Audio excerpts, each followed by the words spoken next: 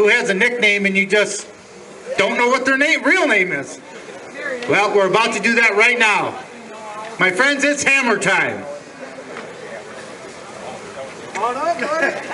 You just don't know his name because you've always known him as Hammer. Oh, that's kind of cool. Louder. Hammer! As patriotic as you come, my friends, it is an honor to know this man.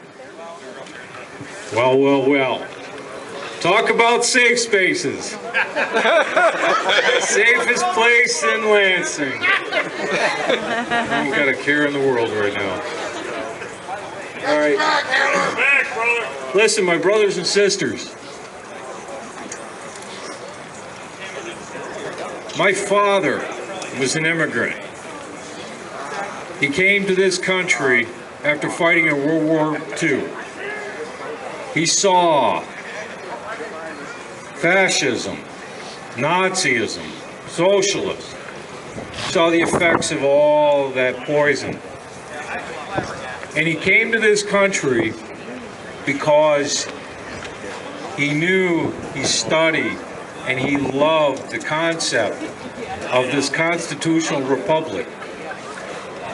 And the one thing that he made me understand was this right here, the United States Constitution, which I have read. I have read all of it, the articles from top to bottom. I read the Federalist Papers, and this was by the time I was in 6th grade.